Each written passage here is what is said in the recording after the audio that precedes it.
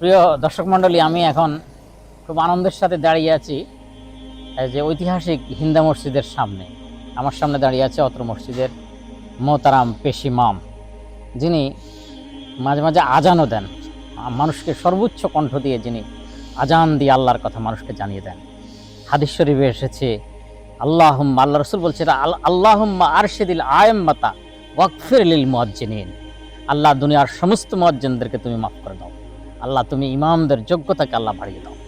সেই ইমাম এবং মুয়াজ্জিনের সামনে আমি দাঁড়িয়ে আছি ঐতিহাসিক হিন্দা মসজিদের। ভাই, প্লিজ আপনার নাম? আসসালামু আলাইকুম ওয়া রাহমাতুল্লাহ। আমি মোহাম্মদ রবিউল হাসান।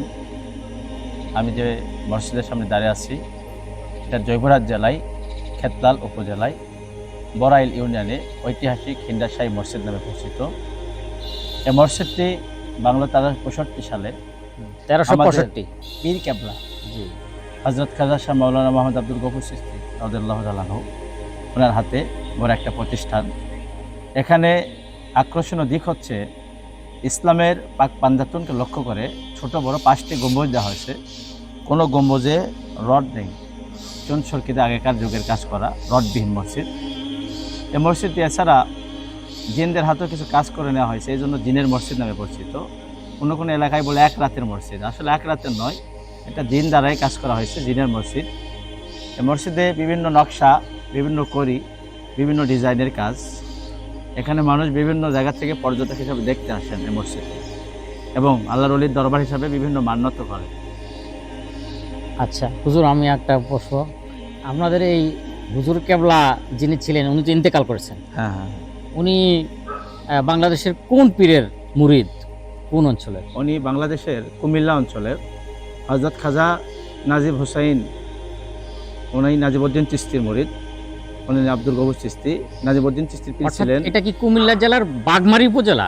কুমিল্লা জেলা, কুমিল্লা জেলা, কুমিল্লা জেলা, মুরাদনগর থানায়। মুরাদনগর থানায়। হ্যাঁ হ্যাঁ, ওই হুজুরের মুরিদ উনি এখানে এক বিশাল এখানে কমপ্লেক্স তৈরি করেছেন। এখানে ঈদগাহ, মসজিদ এবং মাজার। এই ইসলামের শিক্ষা দীক্ষার জন্য বড় বড় মাদ্রাসা যেগুলো আমাদের এলাকা, ওনার হাতে প্রতিষ্ঠাতা। আল্লাহ অসংখ্য ঈদগাহ, অসংখ্য মাদ্রাসা। এই মসজিদে প্রতিদিন 5 ওয়াক্ত নামাজ, এছাড়া জুমার নামাজ হয়। এখানে জুমার নামাজের জন্য বিভিন্ন এলাকা থেকে, বিভিন্ন ডিস্ট্রিক্ট থানা থেকে মানুষ এখানে দলে দলে এসে যোগদান করে। এছাড়া এখানে প্রতি বছর বাৎসরিক উরস মাহফিল, যেটা এটা 9 রবিউল আওয়াল, এখানে বাৎসরিক উরস মাহফিল, এখানে 30, 40, 50 হাজার মানুষের একটা আঞ্জাম করা হয়। আপনারা ইনশাল্লাহ উরসে যোগদান করার জন্য আচ্ছা, আপনাদেরকে বলা হচ্ছে, আপনারা ইনশাল্লাহ সুযোগ হলে আসবেন। আসসালামু আলাইকুম। প্রতি শুক্রবারে মানুষকে এখানে মান্নতের উদ্দেশ্যে কোনো দোয়ার জন্য তাবারক বা হাদিয়া নিয়ে আসে। তাবারক জড়ো হয়ে যায় শুক্রবার দিন। হ্যাঁ হ্যাঁ, বিভিন্ন জেলা থানা থেকে তাবারক জড়ো হয়ে যায়, স্তূপ হয়ে যায়, স্তূপ হয়ে যায়, মানুষকে হ্যাঁ, দেওয়া হয়। মানুষ বিভিন্ন মান্নতের উদ্দেশ্যে এখানে আসে।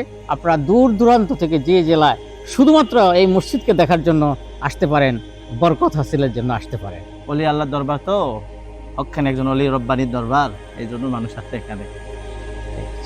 ঠিক আছে, আসসালামু আলাইকুম।